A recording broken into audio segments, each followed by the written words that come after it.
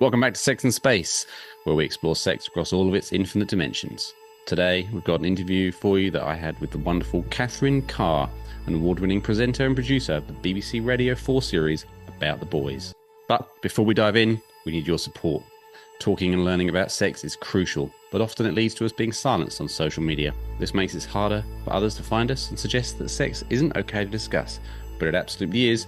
More knowledge means better outcomes for everyone. You can help change this by following the podcast, connecting with us on our socials, and keeping the conversations going via sexandspace.com. Now let's drop into my interview with Catherine Carr. Catherine is a producer of the acclaimed BBC Radio 4 series About the Boys. This insightful 5-part series takes a deep dive into the lives of teenage boys in the UK, exploring the challenges, fears, and hopes in a world that is rapidly changing. The show has been praised for its honest and raw portrayal of boys' experiences, offering a platform for their voices to be heard. Catherine, who is also the mother of boys, brings a unique and empathetic perspective to the series, making it a must-listen for anyone interested in the lives of young men today. Let's get into it.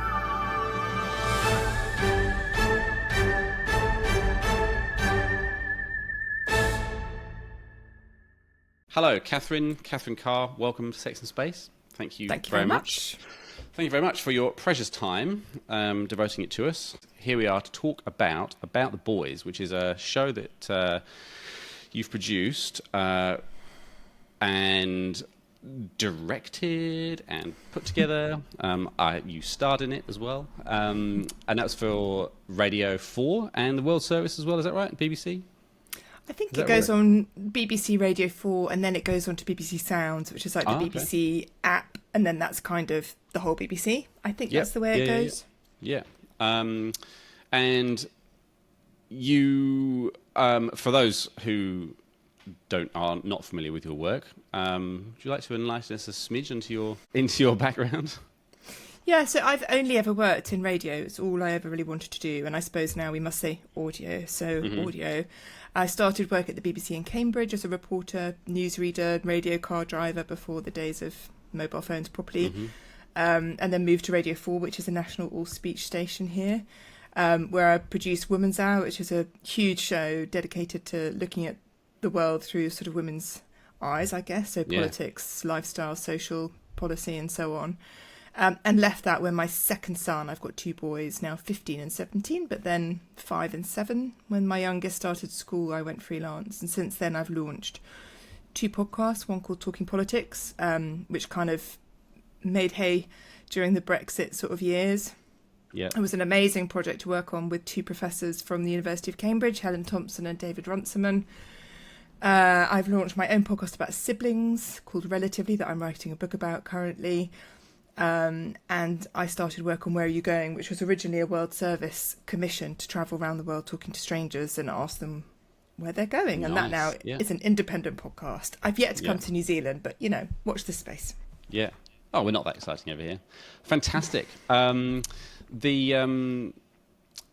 About the Boys podcast, radio show, which, is fully available online, by the way, which is how I listen to it over here.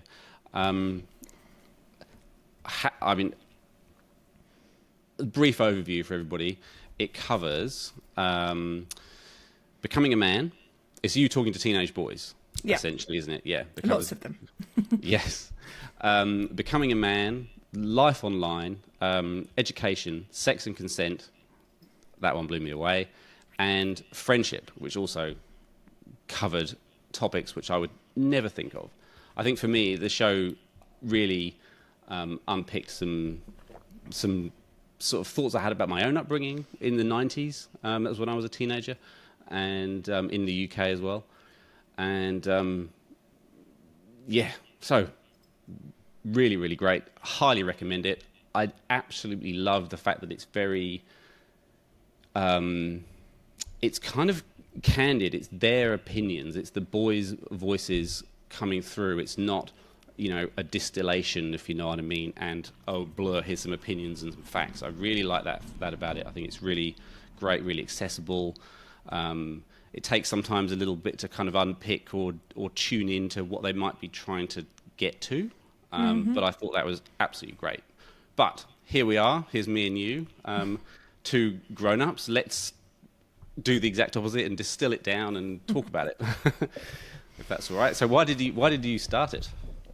Well, as I said in the introduction, or if you've cut that out, I have two boys who are 15 and 17.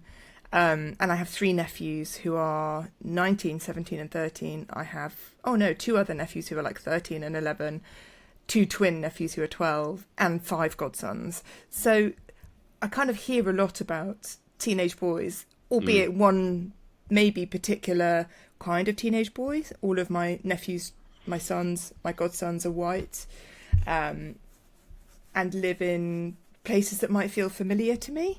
But that being said, some of the stuff that I heard about the way that they kind of interpreted the world and were navigating the world in real life and online, and their relationships and their sense of themselves through stories that they told me, just made me think, oh my God, I don't think people are giving boys enough chance to say it how it is for themselves.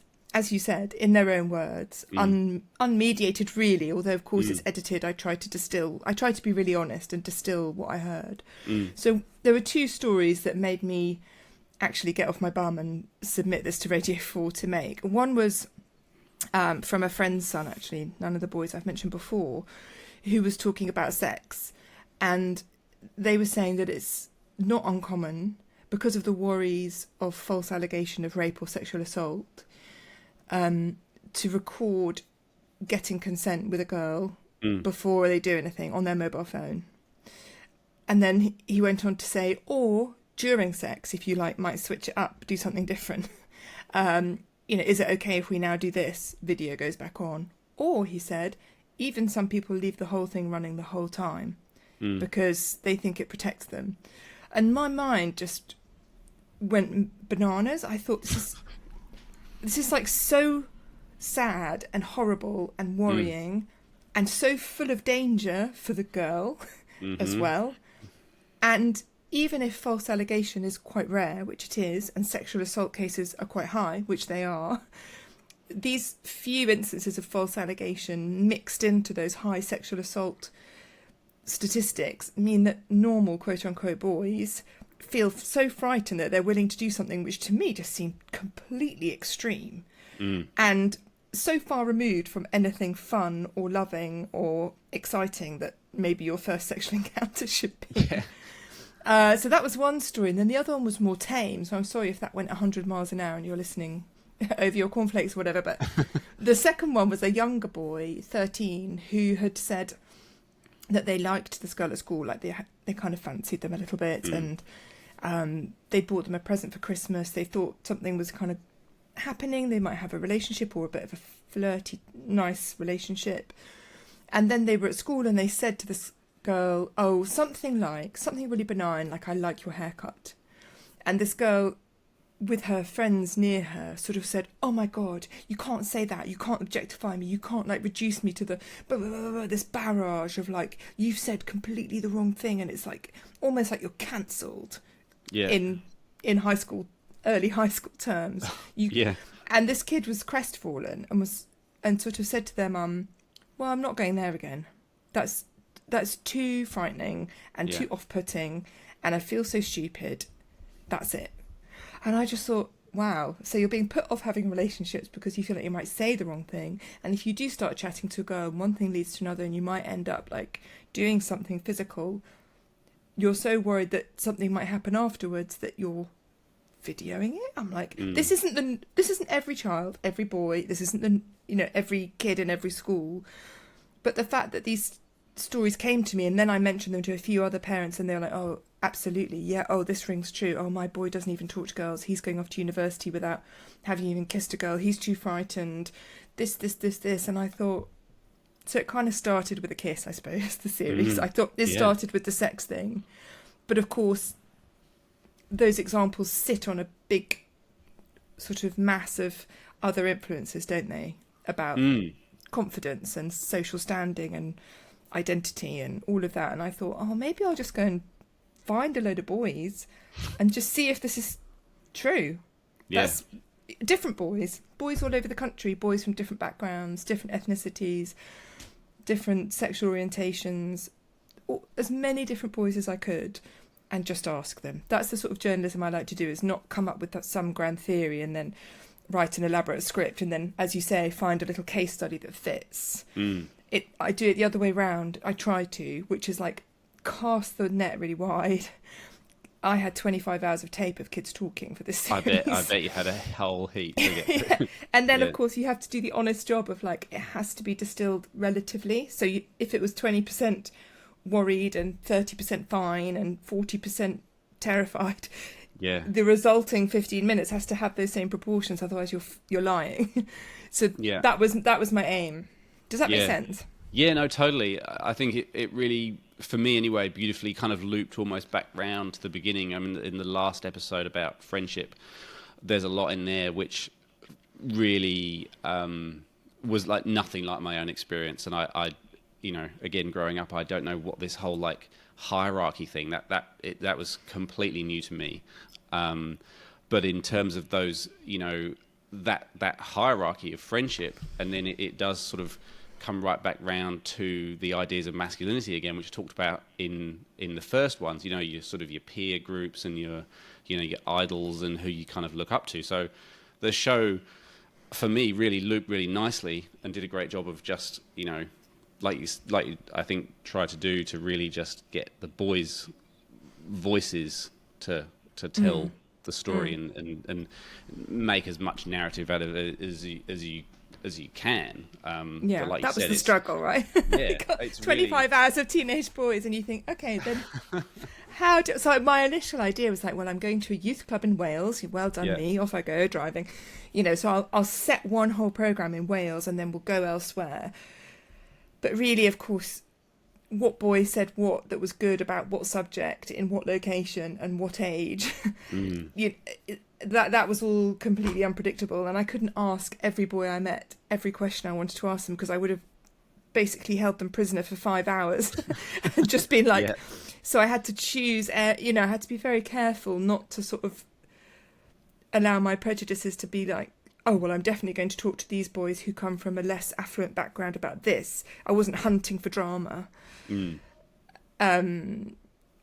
that was the challenge, was finding a narrative. And I just kept saying to myself, like, just, start with the boys, put a little bit of context, and then just immediately dive back to the boys and just keep going back to them, keep going back as much as you can.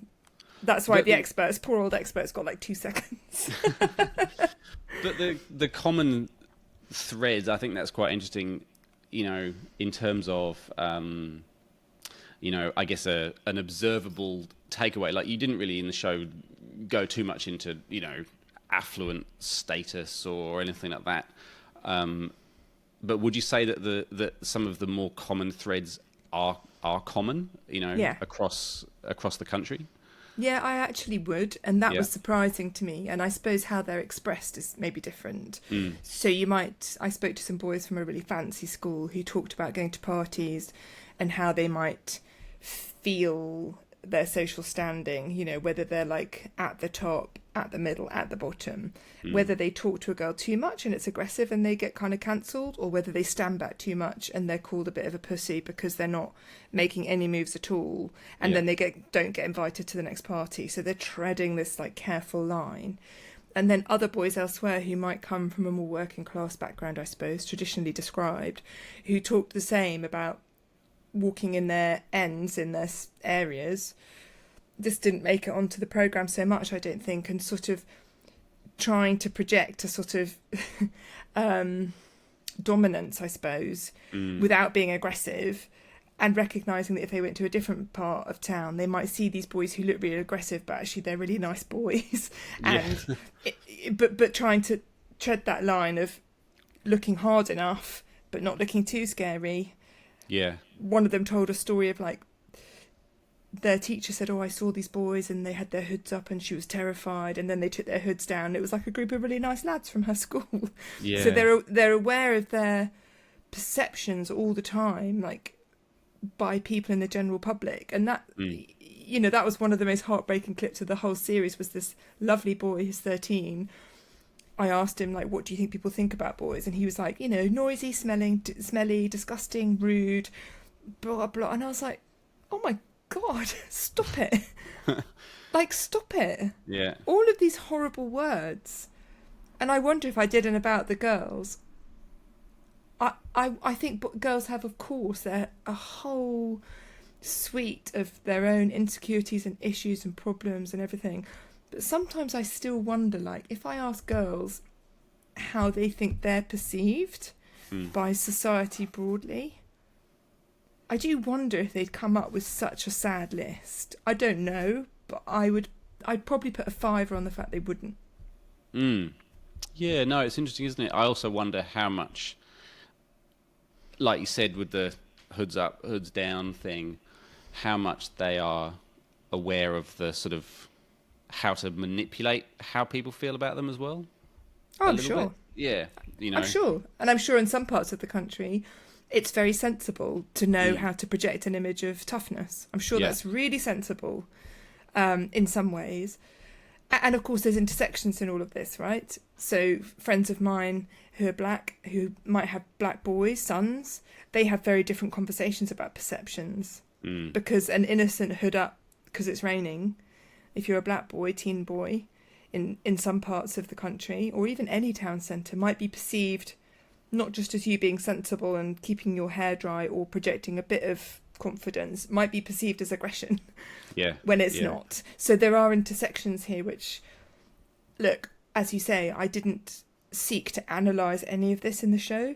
I thought, and in my pitch I was really clear, I was like, I will show and let the boys tell, and then I will hand it over to people like you, people like the American Institute of Boys and Men, Women's Hour here, 5 Live here, whoever else wants to pick it up, great. And newspapers did. They can analyse and discuss. I will just do the work of driving around, meeting these lovely, lovely, lovely boys. I have to say, to a boy, like every single one I met was pretty delightful. Brilliant. And obviously I recognise that's partly because most of them have someone in their lives that cared enough to fill in the consent form. But they did come from a large variety of backgrounds. And then, you know, all of those voices I will offer up, and then you can do the work of thinking about what that means. Yeah, no, I think it does it beautifully, and I think it's nice that different people will pick up on different parts. And like for me, I think it was just like that juxtaposition of like, crikey, stuff's changed a lot since like 1997. You know, and I think also as a parent now, I mean, our kids aren't teenagers yet, but listening to some of their insights into tech use, you know, and stuff like that. And here I am sort of blindly normalized tech use because, you know, I've done it for 10, 15 years, and now my kids are like, you know, on an iPad or whatever. And yeah, it's very interesting. And yeah, just having that time and those sort of trigger points, like I said, to reflect back on how different stuff has been since the 90s to now. Yeah. You know, there was no computer in the house. I had a girlfriend before I had a phone. Like, you know, of course I did. Yeah. And now it's totally different. And I guess that's why it's useful as our generation. I'm 46. I don't know how old you are. 40. How old am I? 43. You forget in your 40s, don't you? You're like, I'm somewhere between 40 and 50. So 46, it's really useful, I think. We are that generation who kind of straddle the pre-digital, digital. So our childhood looks really different to our children's childhoods. And so our anxiety is kind of justified and useful, I think. Like, we know what we gained from not numbing emotions or doom scrolling or taking awful influences from the internet. We also know that, you know, we didn't have all the joy that you can get from YouTube and community and whatever else, and being in touch with your mates in a good way. There's lots of lovely things and things to learn and blah, blah, blah, blah.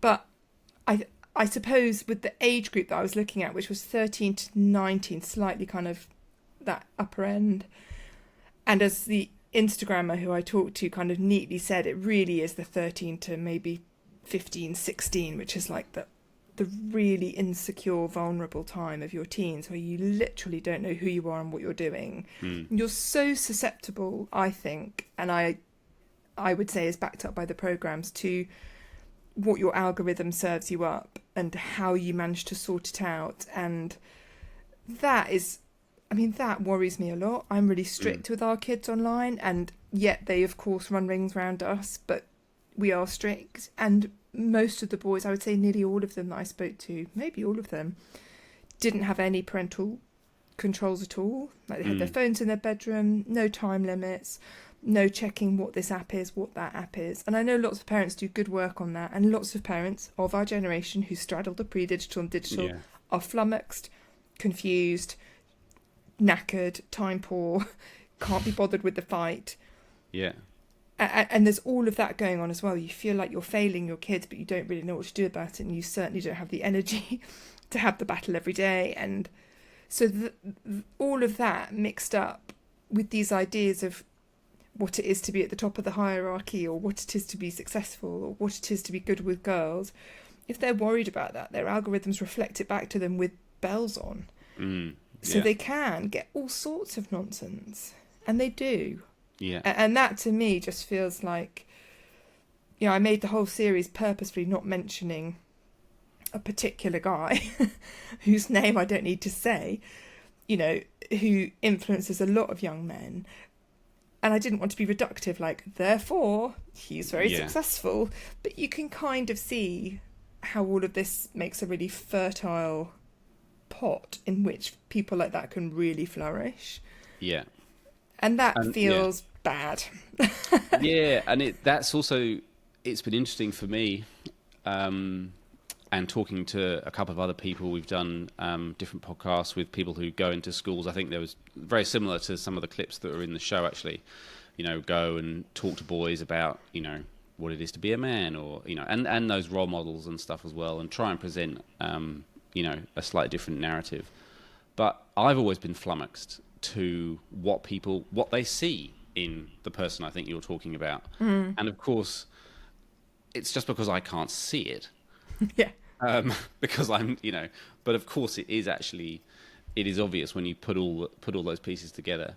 And it also starts like a bit innocently, right? There's this really interesting research done by this guy in Liverpool.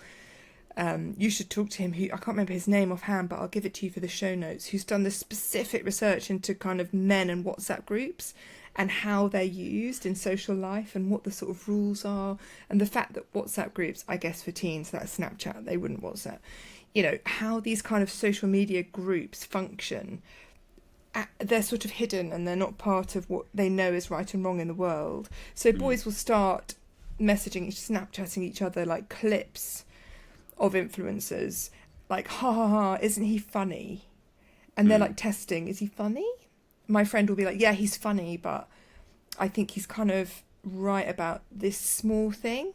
And then, you know, they're kind of testing the water to see, because some of it is ludicrous and funny, and some of it, with the experiences they have, might strike a little chord. And I think I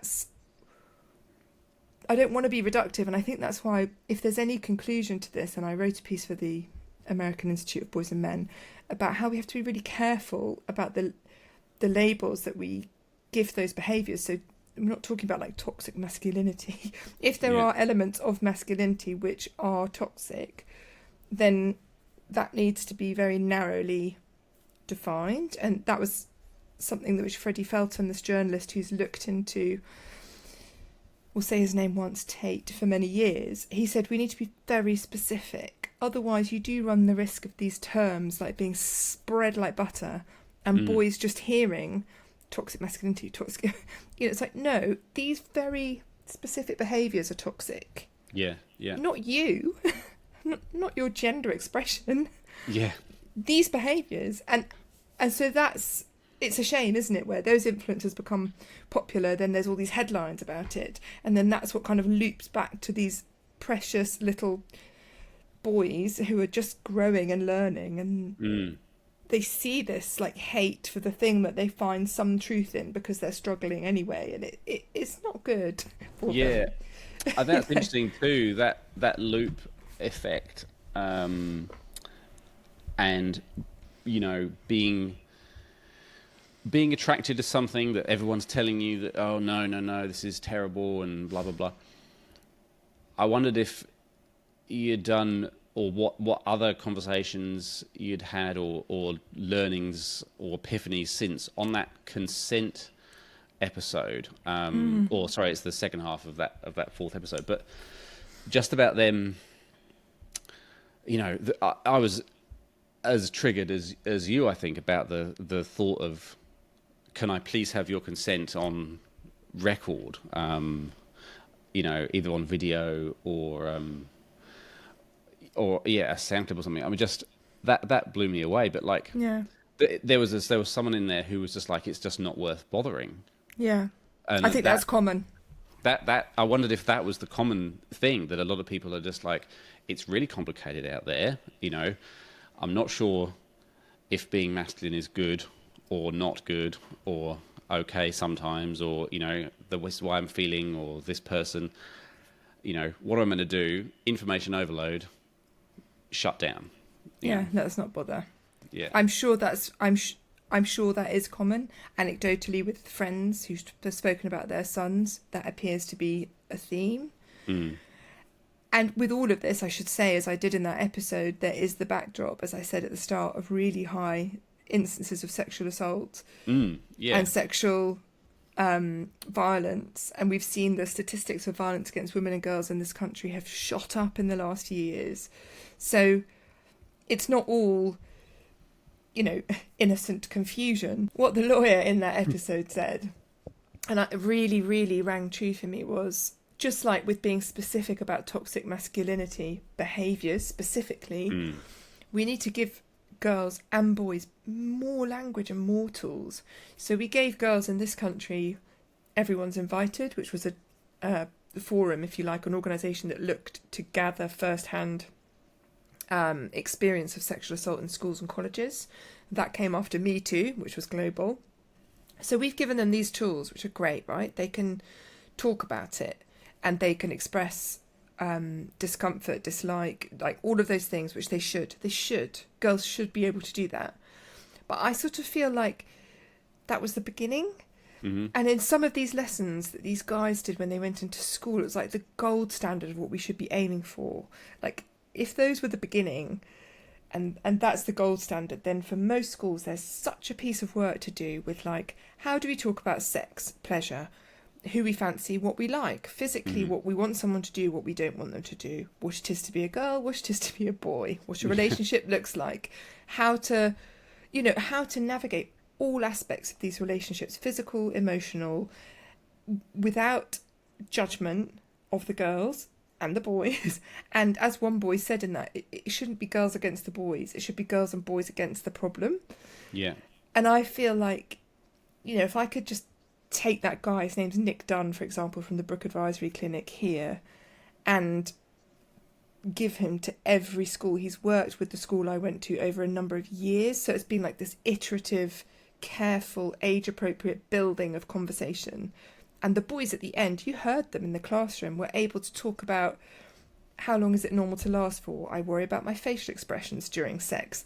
What about pubic hair shaving? What about if you're drunk, is it still rape? Honest and vulnerable and full of integrity and curious and willing to learn. That is what we should have for all of our girls and all of our boys. Yeah, absolutely. I think that was really kind of my takeaway too from that you could really hear you could hear that education was working in a way. I think there wasn't the sort of a heavy emphasis on porn in the show, but no. That's the thing that comes up a lot, that in our digitally enabled age, that is the go-to sex education tool for all teens. And well, it's not even teens, I think the average age is 12, that kids see, that kids will have seen something online, and a lot of time it's really not what they want to be seeing. Misinformation writ large, and I think that like, I'm not down on porn. I don't want to shame anybody or anything like that. And I've spoken to some fantastic people doing this work who would hang all their professional credentials on the fact that porn's got a place in, healthy sex, whether it's with yourself or in a relationship or whatever. But as an education tool, it's completely balmy. Yeah. Because it's so fake and so wrong, and and there's different stuff out there. But I think what I'm getting at is that education is always kind of the answer, right? Like porn isn't going anywhere. But there are tools and skills and information and education to help navigate that landscape, as there are with everything. So I think, as a sort of takeaway from everyone you spoke to, and obviously you are a parent yourself, that sort of trifecta of formal education that can come from, an institution where they're going to have someone amazing come and talk to all the kids and stuff like that. Then you've got, parents and guardians, and then you've got your peer group. It all crosses over, doesn't it?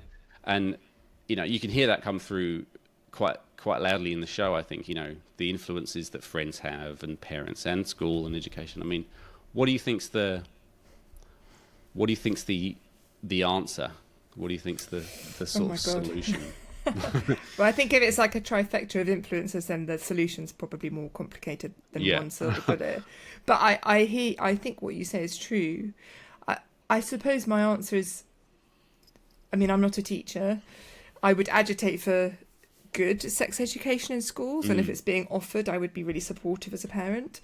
I think as a parent as well, that, I kind of, when my boys got to a certain age, I can remember thinking back to the film Ghost, which was a 90s film. It's really weird to describe it now, but anyway, in one scene, Patrick Swayze, who's died, as a spirit inhabits the body of Whoopi Goldberg. Am I remembering this right? I think so, yeah. And anyway, it's all a bit bizarre when you think about it, but I had that as an idea in my head as a parent. I was like, some of these things are uncomfortable to talk about, like talking to your kids about masturbation, talking to your kids about pubic hair, about sex, about erectile dysfunction caused by porn, about anal sex, whatever it is that you're broaching. These things are cringy, really. So what I would imagine is like the spirit of a sort of Scandinavian, very body positive therapist. I would just like Helga or, Birgitta would just inhabit me, Patrick Swayze style. And for those moments, I'd just be like, so boys, wondered if you had anything you wanted to ask about this, and just try and hold this persona. And after the conversation, like turn away, carry on with the washing up, let Birgitta leave my body. And I was brought up in Holland. I'm quite down with body stuff. It doesn't really faze me. But I do recognise but denial's not the way, right? Denial and thinking they'll figure it out themselves mean they will figure it out themselves, and it will be gross what they find. Yeah. And the other thing I would say is, right at the beginning of the whole series about life online, second episode, was a researcher, Zach Roush, from the States, who I interviewed, who's done this huge body of work. He works with Jonathan Haidt, I can never pronounce his name, and they've looked at digital habits of boys and men since the 70s, right? And his clip was so striking, which is like boys are missing in action. So in the real world, we don't know what they're doing. They're not having relationships. They're not graduating. They don't have friendships. They're not having sex. They're not having relationships. Since the 70s, the data shows, and I've looked through this Google document of 248 pages of different studies from the whole Western English-speaking world, the evidence is there that there's a retreat. And so I don't know how you could make an algorithm for the digital world fight against porn, but we have to do what we can to either provide better stuff online where boys will find it, or do the work of trying to pull our boys back into real life a little bit. And that is one of the overriding things that I think worries most people with boys, regardless of whether they're sexually active, involved in gang violence, struggling with this, blah, blah, blah, whatever it is. It's just that their boys don't go out very much. They don't meet their friends very much. They don't seem to have very many good relationships, as in general, not all boys. and that's worrying. So that Yeah. for me was like the bleakest, if I was allowed to have a bleakest bit, was this evidence that boys aren't in the world as much as they should be, and then therefore they're not learning all the things they should learn. And if they're frightened of having relationships because of things we've already discussed, or they're put off it, or they're frightened of friendships because of the things we've discussed, or they're put off those, it's so easy to find those things, fake versions, simulacrums of these things online, right? Yeah, You can yeah. get your rocks off in 5 minutes. You can have friends that you play with who live in God knows where, playing God knows what game. Yeah. You can find a sort of fake life that you think is serving all of these things. It's not. Yeah. And I think that's the thing that I worry about most with my boys. Is like, I'm always going, what's your plan for today? Who are you meeting? Where are you going? Yeah. Who are you going to see? Because boys in bedrooms, that to me is the big problem. I don't know if that rings true with you with a boy, but I know it rings true with a lot of parents of boys. Yeah, not yet. He's only 6, but I think Okay. what's this show gave me just a lot to think about. I think as like I said, reflecting on my own upbringing, totally different. You know, I was out on my bike, I had good mates. You know, But if you wanted a friendship, you had to go and see them. you had to go and find one. I also feel like there was a lot of misinformation around girls and sex and stuff like that. And most of that came from like FHM magazine or Loaded or Someone's older brother told them. any of that sort of nonsense. But it didn't quite seem as pervasive and sort of harmful, if you know what I mean. It was just kind of on the peripherals and you know, there was a lot of everyone, you know, a lot of misinformation. But yeah, no one had a mobile phone or anything like that. So yeah, really, really different. And so I think that is just the reflecting on that has been quite interesting. But also, yeah, immediately as a parent, I'm like, oh my God, what next? What's coming down the line? And how? Because I think, like you sort of called it out before, we're this sort of generation where our upbringing is worlds apart from what our kids are gonna have to go through. Yeah, So, and so we can learn from them too, right? That's when they get older. I would say the hope is, and I said the program ended around 19. A lot of the, you know, people grow up, right? And so you hope if you can help your children get through that, and it's not like I've done it perfectly. I haven't. They're not out of it yet. They have their own challenges, blah, blah, blah. It never was about my boys specifically or me as an expert who's got it all sorted out. It's not true. I was just trying to show what I found. But what I did find was, you know, the older they got, they found truer friendships. If they managed to hold on, they figured out what was nonsense on the internet for themselves. If they had been helped to have a healthy and more restricted maybe relationship with it. So by the time they get to 19, 20, 21, the story's really different for most boys. But, and I don't want to be like alarmist or sort of pearl clutching about it, that it's a long time, 13 to 17. When you're 13 to 17, it's a lot longer than it is to look at someone who's going through those years. It's endless. Yeah. And there are dangers, just sounds really alarmist, but there are things that can go wrong, you know, and ways that you can be shamed or preyed on or exploited, and your fears or whatever it is can be exposed in really harmful ways. And that, I guess, is concerning because, you know, they don't deserve it. They're just children trying to navigate their way through.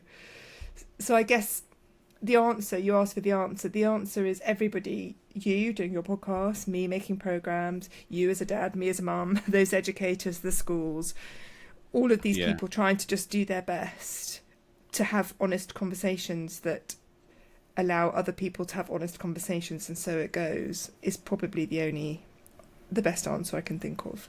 Yeah, it's the only one that makes sense to me at the moment. Plus good legislation, right? Yeah.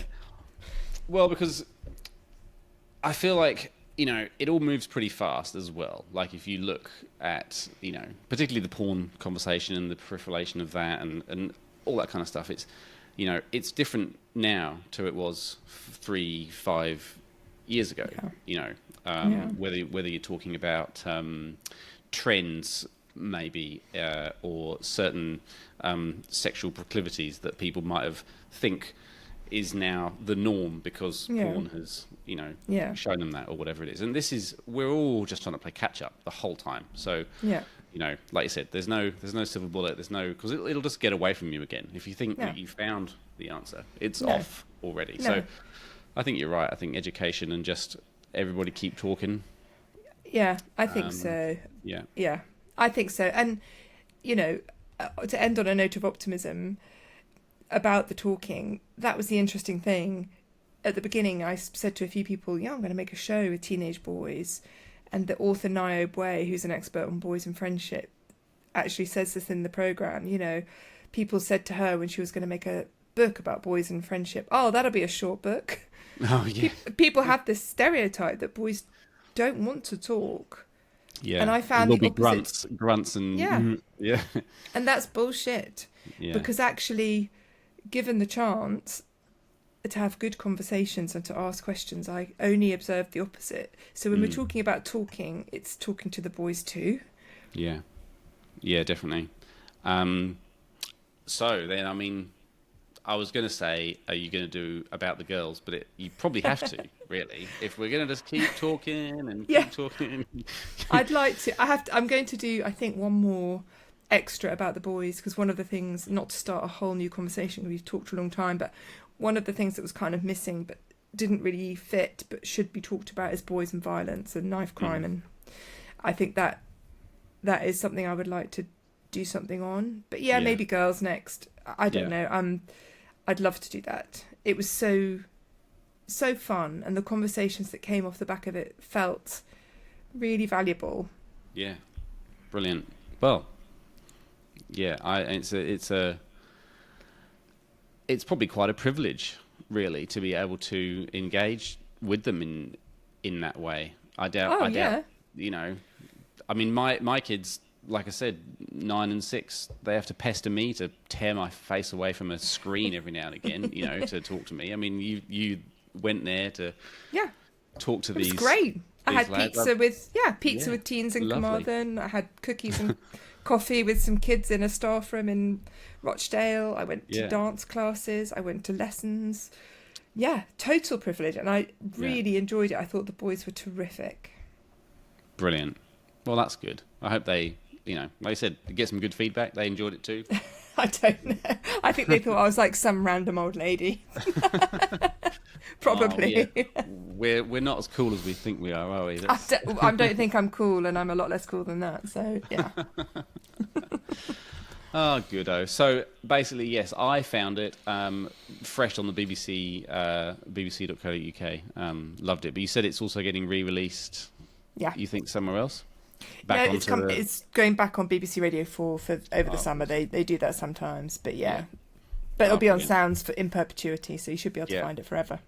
Well worth a listen. And thank you. Also, where are you going? That's the other one. I'm going to tune into that. That's your...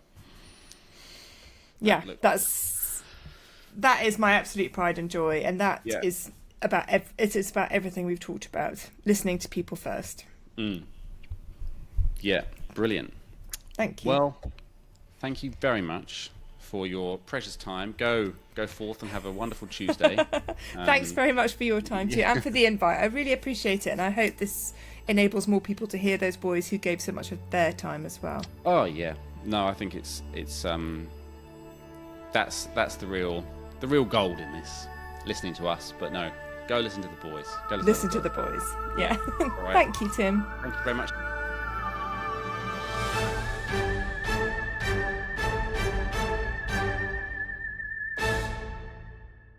Really hope you enjoyed today's episode. I know I did. Before we sign off, just wanted to ask you again for your help, because we talk about sex, we keep getting shut up, and across a lot of social media platforms. This not only makes it hard for us to be found, but it says that sex is not okay to talk about. Not only is sex completely okay to talk about, it is totally essential, because more knowledge equals better outcomes for a whole bunch of measures for all of us. You can make a difference, and the thing that we need from you is your active support. So please follow the podcast and sign up on our socials, Instagram, TikTok, YouTube, wherever you like. You can find us over at sexandspace.com. Click on the social links from there. Until the next time, safe travels. See you on the next episode.